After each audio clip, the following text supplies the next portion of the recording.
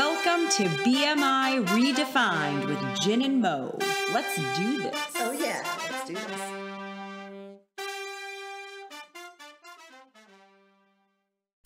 Welcome back, everyone, to BMI Redefined with Jen and Mo. Yay! All right, guys, thank you so much for coming back to hang out with us. We are going to continue our discussion of the Time research journals on the age of anxiety. And we're looking at articles today on how to calm stress. Oh. And one of the first things that we were thinking about as we were reading through these articles, and something we talked about last time, was kind of the art of breathing. Right, the art of breathing. Mm-hmm. And breathing is very, as I astutely established in our last podcast, breathing is very important. Yes. Duh, right? But but breathing can be very healing. Yes, Mm-hmm. yes. And we talked about breathing with singing, breathing with working out and lifting, and just overall the importance of when somebody says take a deep breath. Right. What's your thought on that? Oh, God, I hate that term. That doesn't ease my anxiety. That just Right. makes me even more infuriated, Like, don't tell me to take a deep breath. You take a deep breath, Yeah. There really is a lot of truth to that statement. Just take a deep breath. And perhaps before you react to something, take a nice, deep, calming breath to get yourself prepared for about what you are to say, because that within that breath, you are thinking, okay, what can I say that perhaps won't be inflammatory, or you'll have a little conversation with yourself during that breath. Exactly. And the inhale and the exhale. And they always say, I don't know in working out, Go for it. but in the voice world, it's always good to count. So when you're breathing in, breathe in through your nose for 4 beats and out through your mouth for 4 beats. Exactly. I like that. And then applying that same kind of concept to working out and lifting is, do you inhale or exhale? Or you inhale through your nose, exhale through your mouth, but when you're exerting or when you're relaxing. So are you elongating a muscle or are you contracting a muscle? And the different people that work out, different trainers have different thoughts on that, on when you exhale, when you inhale. But really, it plays a key role into how effective your workout is or your lifting is. And just for overall cardio health and all that. Well, and didn't we talk about, too, at one point, intentional breathing as opposed to just non-intentional breathing? Right, right. So if you make that breathing intentional, that's where the health component comes in. Yeah, exactly. Exactly. Yeah. Well, and Mark Krasnow from Stanford, in this particular study that's mentioned in the Time Journal, talks about mice and how they were looking at physiological changes and brain activity and all that kind of thing when they made changes within the maze for a particular set of mice. And they didn't find exactly what they were originally looking for in their hypothesis, but then they found later they moved them to a different maze. And I don't know how you tell if a mouse is chill, but that's kind of what they said, that they just seem, because they have run them through a certain set of, fast breathing, slow breathing, these exercises, that when they changed environment, they actually seemed a little more laid back and weren't scurrying around so much. But that made me think of this book. It's only about a 4-minute read, if you look it up on Amazon, called Who Moved My Cheese by Spencer Johnson. And it's about 2 little mice and 2 little people who are in this maze, and changes start happening, Mo, like in where the cheese is, and they've got to find it and set up their community and their house and all that. And what they really find, it's not about exactly what you're looking for, but it's how you're managing change. What if somebody did move the prize or change the finish line or change your goal outcome that you're seeking? Right. So, or you yourself change it. And so one thing that Spencer Johnson said is, what would you do if you weren't afraid? And that just kind of made me, I read about the mice study, and then I started thinking about Spencer Johnson's work and this article here. And it's like, that leads us right into a discussion of how do we handle stress and anxiety, because fear is a factor. Drives it. Yeah, fear can drive it. Yeah. because you don't know. I mean, that's what anxiety is the fear of the unknown, right?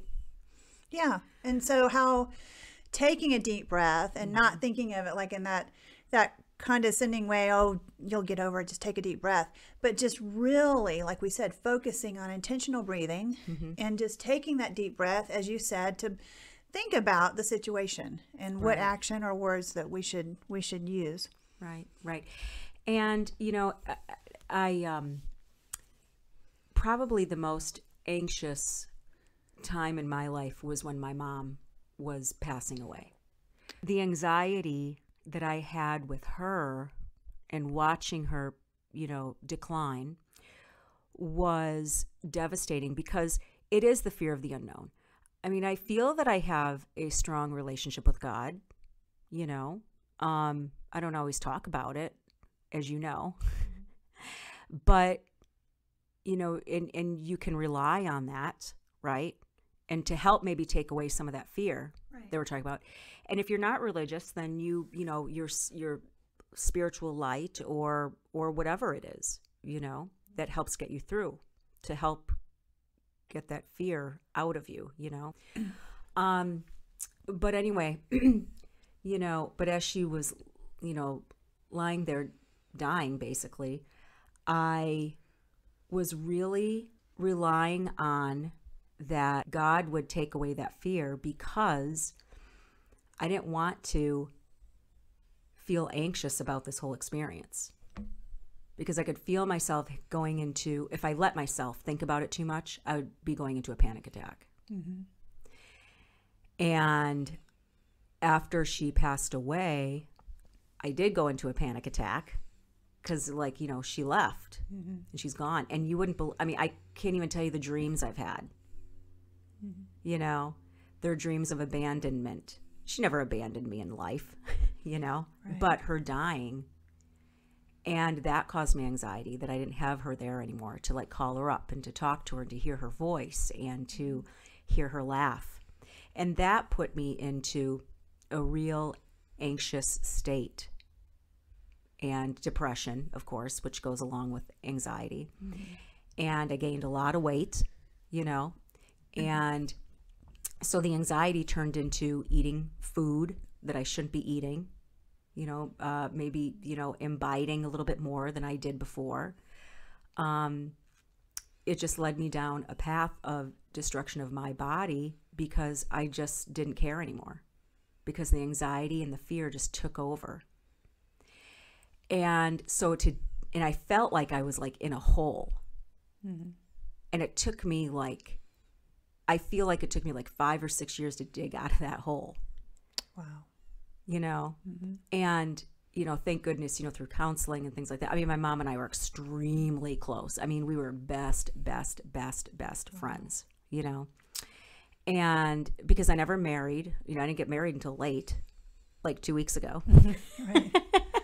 But so, you know, so that family unit to me, my dad and my mom and my brother and I, that's what I had for, you know, 40 years. So, you know, I can really identify with this issue of anxiety. But the more that I read about it and the more that I am able to calm myself, the easier the anxiety is to deal with. Because I don't let it overtake me anymore. I don't let it overrule me. Because, well, I've had a lot of experiences in between her death and my life now, but just that breathing and the idea of it's going to be okay. Life goes on. It's going to be okay. She hopefully, you know, is doing okay. You know? I'm sure. I'm sure she is. She's looking out for you. Yeah, she always does, always has. But, you know, the thing is that, but it's still unknown. I mean, where, you know, I mean, it's faith to believe in God, right? Right. Or to believe in whatever you believe in. It's faith. Yeah. So that faith is a thing that's keeping me going. Because without that faith, it would be like, oh, well, she's just, you know, kind of in the ground, you know. I don't know. I think that and I don't mean to get like political or anything, but not political, but religious. But I'd really, because, atheists, like when you're gone, you're gone. Mm-hmm. And there's kind of a freeing thing in that thinking too, if you're atheist, when you're gone, you're gone. Mm-hmm. So, I mean, everyone has their own beliefs, I guess is what I'm saying. Well, yeah, everybody has their own belief system. Yeah.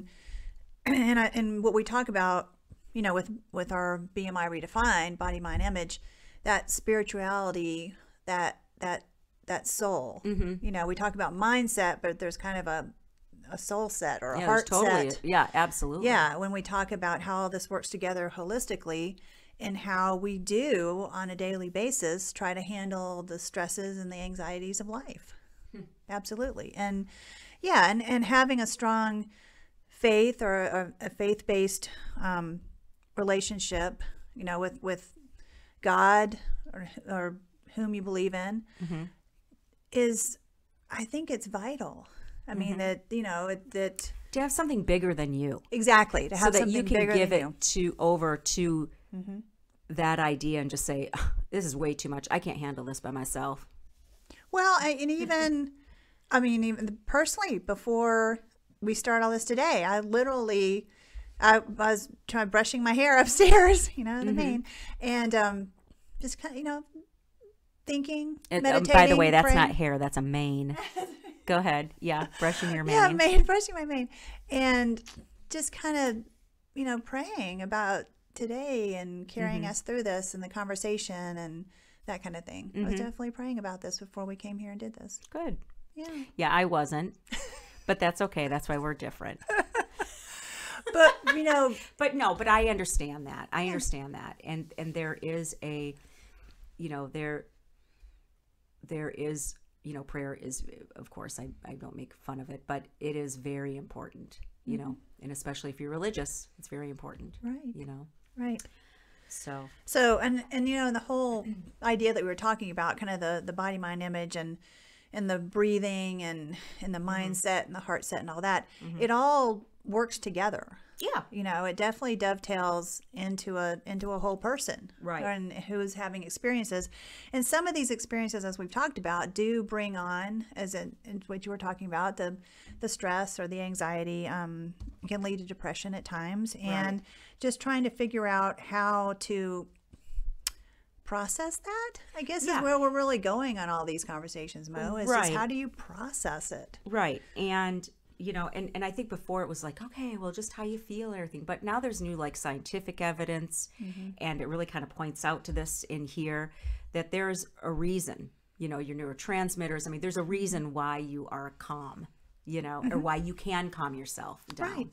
Right. And, how many stories have you heard of people who have had a terminal disease? Like, let's just take out the obvious cancer, mm-hmm. Who have a terminal disease and they're just like, they prayed through it, or they did yoga, mm-hmm. or they, went to like a retreat, mm-hmm. just to be one with themselves. Mm-hmm. And there has been miraculous change, Oh, yeah. I mean, there's that, and there's, faith and everything. But the thing is that peacefulness and that taking that anxiety out of your life and that stress out of your life, it is so beneficial for you to do that. There are people who are, who get divorced and become very ill because it's just been so stressful on their lives. Mm-hmm.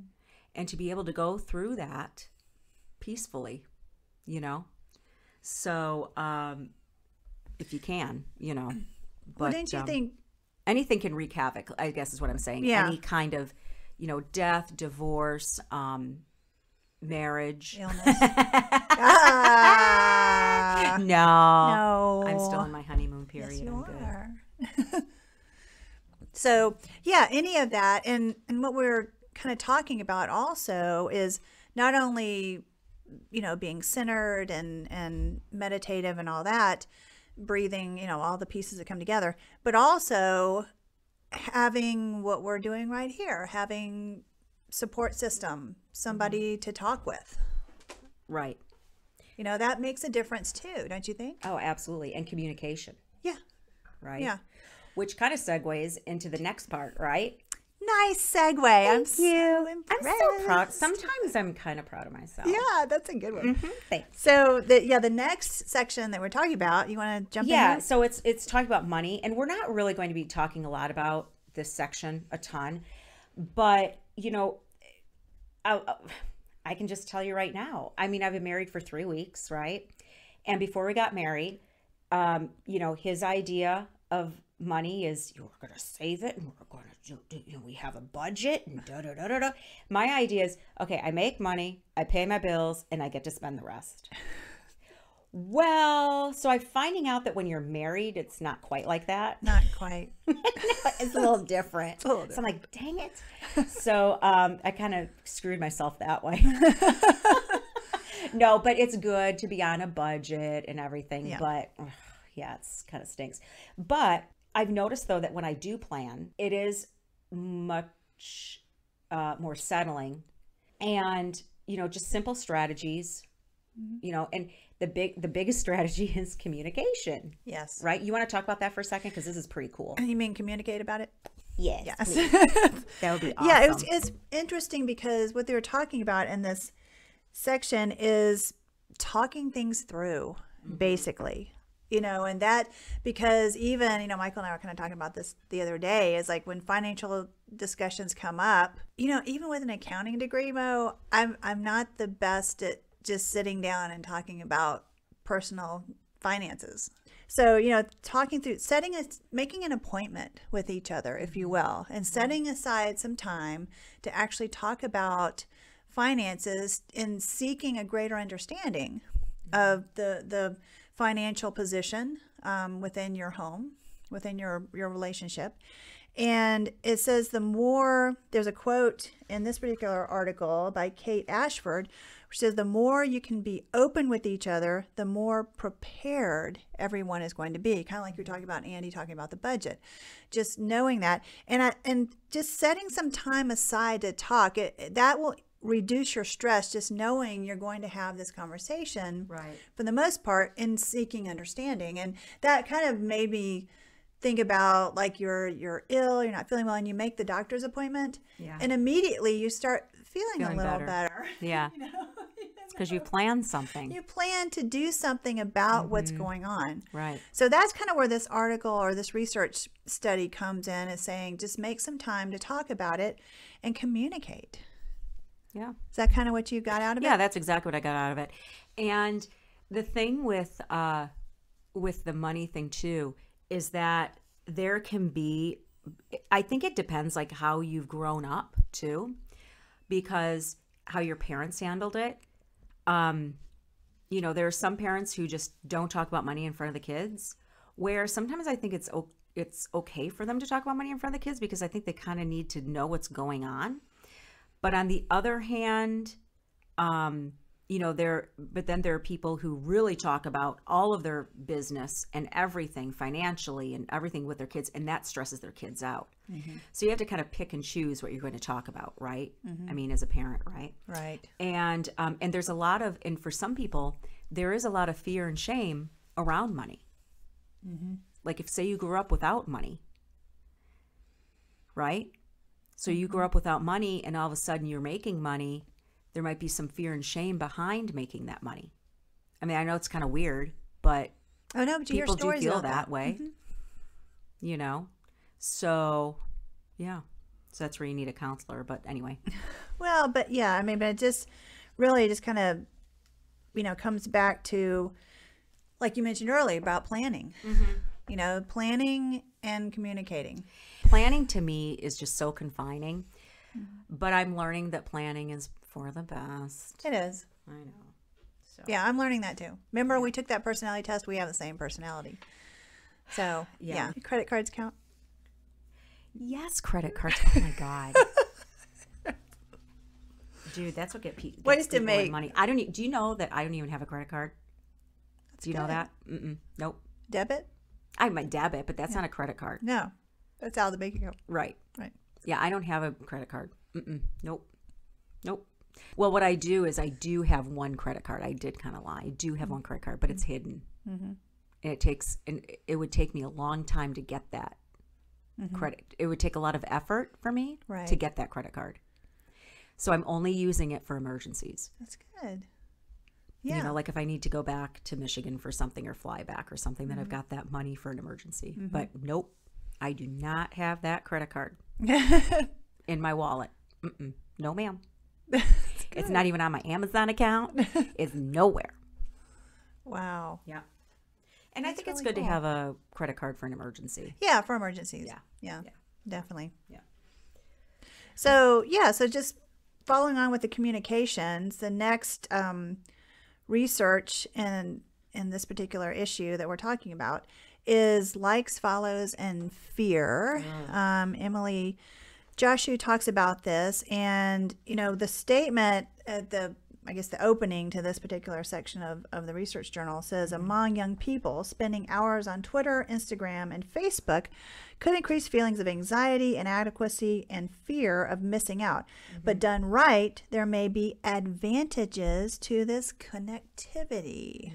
And I think especially during a pandemic, right? Right, So it's exactly. like everybody is connecting on social media, even using, even FaceTime for meetings on their phones and that kind of thing like that. I mean, it's really Well, and like I told you the other day, necessary. I don't know about you, but we were kind of forced to be on Facebook because of the kids' sports teams.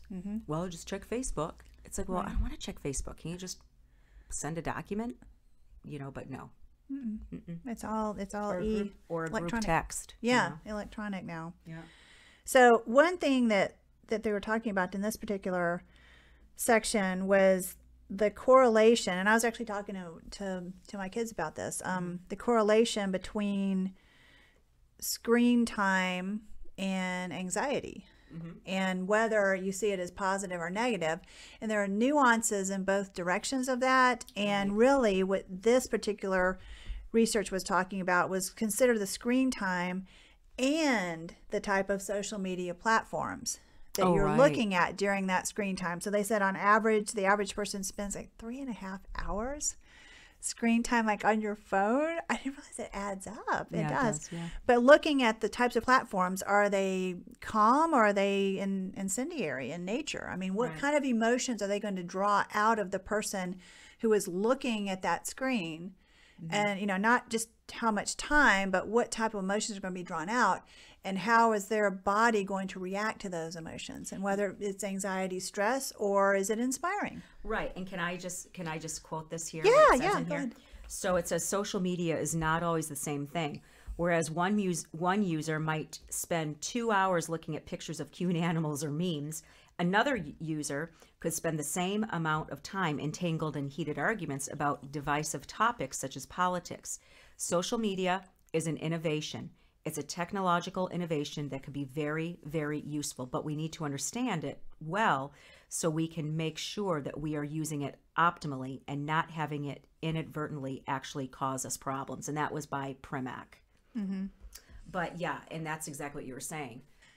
With the different streaming TV these days too, where you can actually, and I've in the past have not been, what they call the binge watcher or watching a show in Kind order. of forced to these days. Yeah, huh? I know. And so it's kind of like Netflix kind of thing, and working through a series, watching all the shows in order because the plot builds through all. And now I understand what my kids have been talking about, especially during the summer when they would watch a certain series and watch all the shows in order.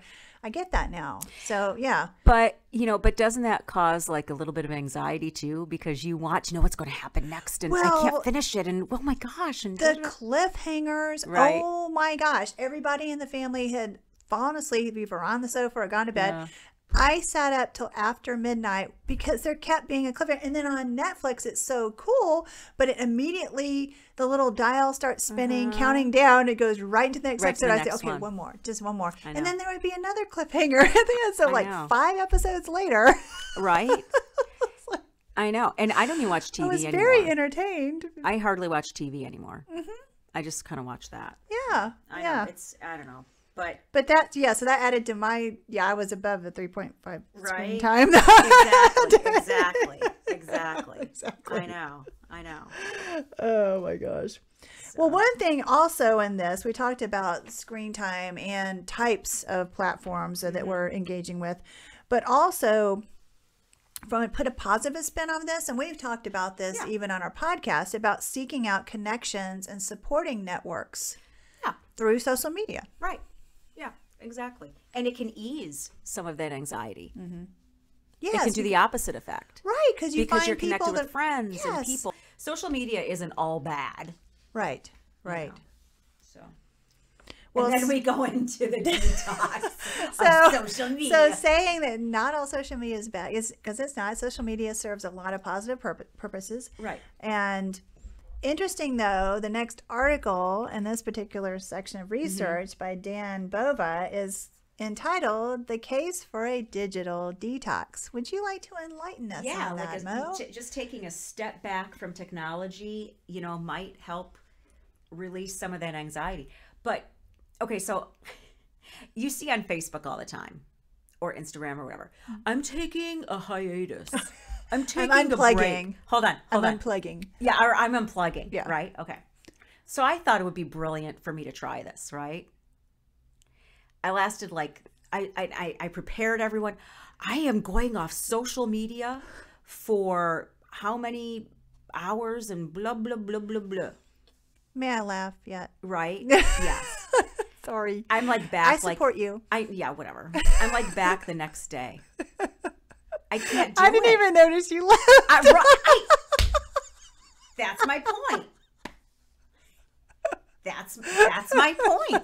No one knew that I even left. They're all gearing up for me to leave if they even, cared. But they're yeah, whatever. I have one friend and he's just yeah, you'll be back. You can't stay off social media. Is it okay for me to say I'm a social media whore? Andy's always petrified. He's I'm sure when he opens up his Facebook, he's what did she post now? I know he is. He's you need to stop posting. I'm that's never going to happen. Oh, your posts are very entertaining, Mo. Yes, thank you. Yes, they are. But they suggest to take a 30-day break. But they say to do it slowly. It said days, not seconds. Right. Yeah. And they said do baby steps by living a 24/7 face and phone existence. So, oh, wow. Games and tools have your phone number. That's really interesting too. So take a 30-day break from any of those technologies that you deem optional. So taking a break and then turn off notifications, find a hobby. Making a break will be easy, right? But you have to have something to fill that with. Right. Because really, Facebook is huge filler. Mm-hmm. Right? What about reading a book? But now when people do that, it's on. Does a nook count? I guess now you technically does a nut count? Nook. Oh, a nook. What? There's that thing. No, a Kindle or a Nook or something like that. That's really you're reading a book, so that's not technically screen time. That can be something. You could still have ebooks. Right. But one thing that mentioned in here, and I've heard of similar studies in the past, was where even when the notifications are off, do you still think you hear it vibrate, or do you still sense a vibration of your phone or your iPad or whatever? There's been some psychology studies on. Wait, was that my phone? Right. Wait, was that a text? And it won't be. And so there's some psychological tie to these apparati too. Well, that's true too. Yeah, that's true too. Interesting. And I love the idea though of leaving your phone behind, and I've done that. Right? On for purpose? A day.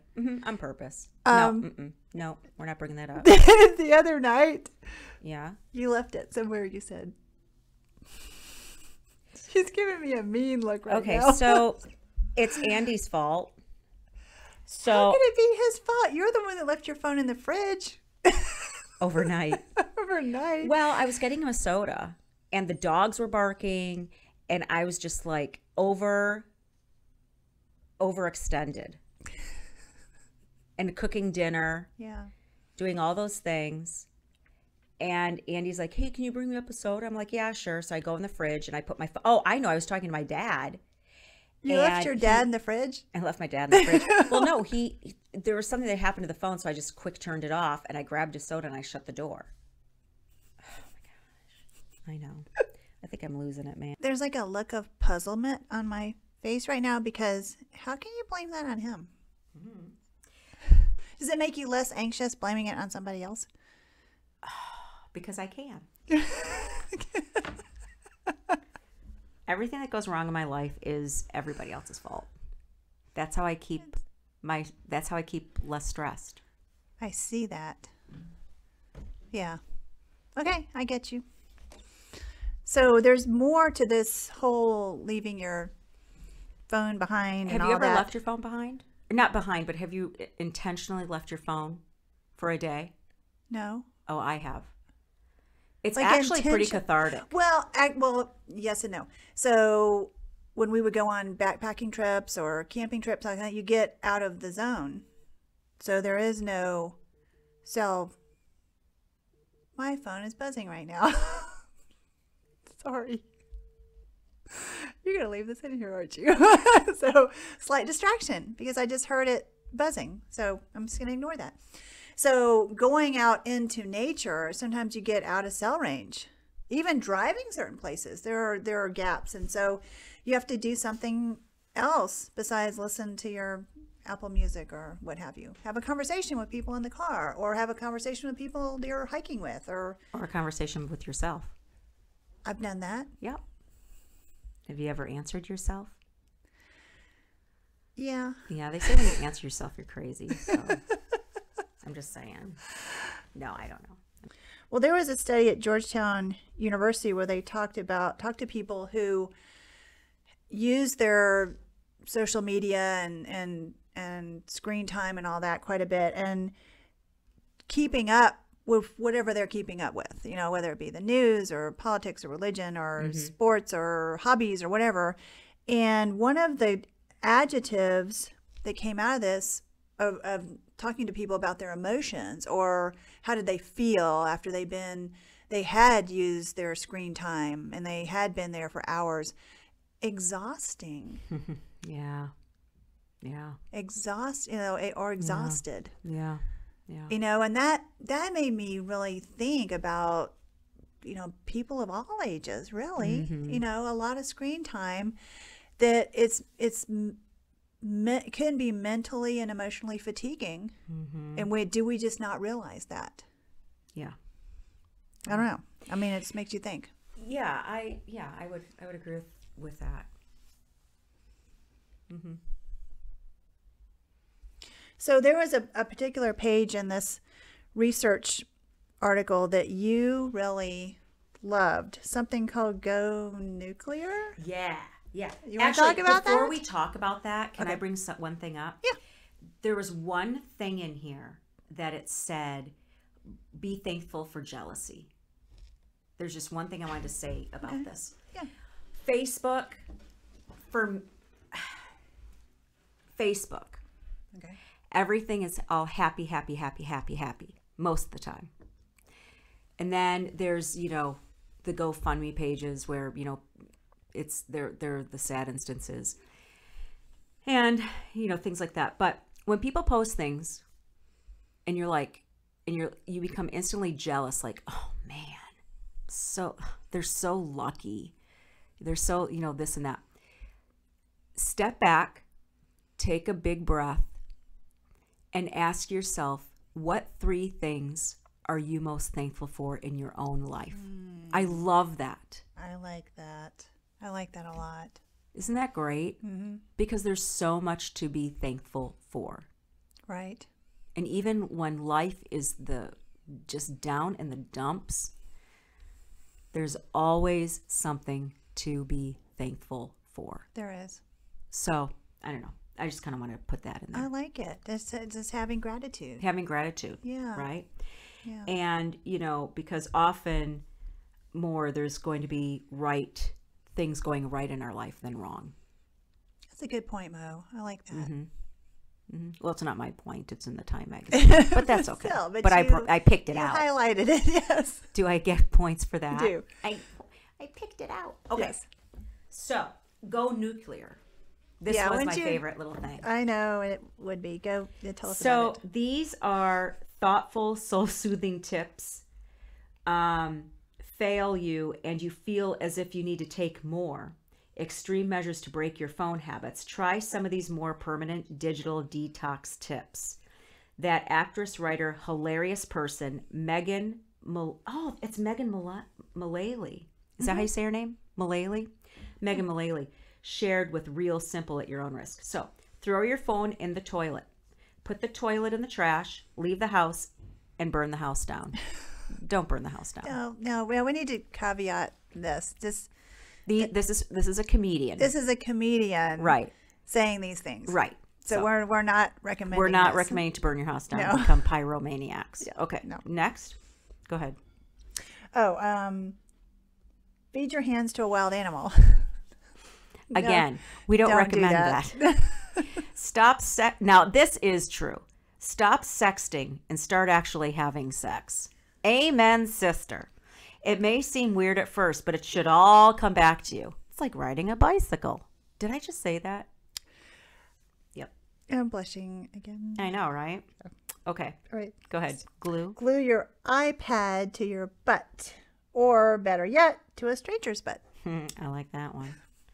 Destroy all technology, because if mama can't check her email, ain't nobody can check their email. That is true. That's true. That was just a little funny little thing. So that's what Megan the comedian recommended. Yes, exactly.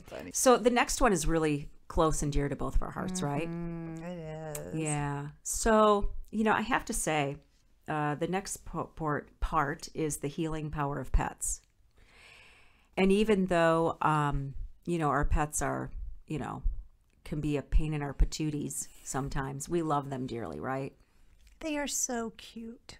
Yeah. And loving and loyal. Yeah. Yeah. Yeah. Well, in some of the schools around town, and also at some universities, during final exam weeks or midterm weeks, they will bring pets onto the school campus. Yeah. For the students and the teachers and everybody, just to kind of hang out and de-stress a little bit. Yeah. Why do animals help so much in times of stress? Reasons abound, but professionals say common theme persists in our post-intervention interviews with the families.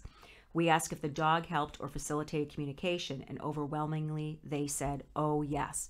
And I can tell you right now, 100%, my mother-in-law, who is about 80, if we didn't have those dogs, she would be like so depressed. They're like her little buddies. And I've talked about this in other podcasts. She takes care of them. She feeds them. She lets them go, out to go potty. I mean, she has ownership.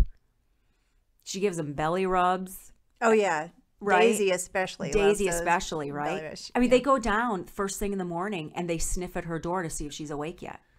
Oh, that's so sweet. Before they go out to go potty. And sometimes they don't make it because they're worried about, well, where's grandma? And then grandma will come out and Daisy will jump on her and then she'll fall on her back and say, give me Daisy, belly grandma. Daisy, not grandma. Okay. Yeah, grandma doesn't go on her back. No, that's another story. Yeah, I mean, they are so helpful. So, I mean, animals are therapeutic. Thank goodness we have the twins, the girls. Yeah. Thank goodness we have them. There's no ifs, ands, or buts. They are definitely a benefit to our lives. And that's why we love them. Yeah. Right? That's why we love them. Right. And there is a deep emotional connection to them. And physical emotion. Oh, yeah. I think about, I had a black lab, got him in kindergarten, and he passed away when I was in college. And moved all over with us. It was good. Yeah. Yeah, I think Ben, my dog Ben, he passed away when I was in college. It's sad, isn't it? I know. And even till the end, he loved to play fetch. Oh my goodness. He loved to play fetch. So even when we had arthritis and all that, you'd still throw he'd bring the toy to you or bring the ball to you and you throw it and he'd go get it. He would come back. He kept coming back for pets and for you to throw again. Just, yeah. He was cool. His name was Bama. Bama, of course. Yeah, we got him in Houston. Of course. But he loved the waves in California, and yeah, he was fun. Oh, yay. Okay. So pets are just loving and inspiring. They are loving and inspiring. Their loyalty is inspiring. Yeah. Yeah.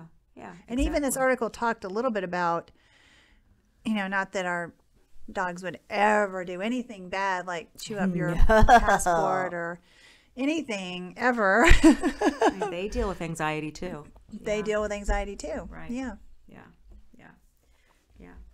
Well, I misspoke. This is not our last thing that we're going to talk about. We're going to talk about spiritual approach, right? Yes, which we touched on that earlier. And one recommendation in here, one quote was, tend to your relationships and do not let the centrifuge of life's stresses whirl your family and friendships apart. Yeah. And again, that comes back to kind of like we talked about before, just the communication, the building relationships, but from a vertical spiritually point, as we were talking about earlier, but there's a horizontal one too. We talked about kind of the support groups and people around you, and making sure that you grow those relationships as well. Yeah, that's well said. Thank you. Said. You're welcome. It's very good. So this has been a great conversation, Mo. It has. You know what? Should we talk just a little bit about, mindful meditation and, natural remedies for anxiety? That's true, because Mandy Oaklander wrote a very insightful article on this topic within this particular section on managing stress. Yeah. So you want to jump into that a little bit? Yeah. So alternative ways to help soothe anxiousness and stress. I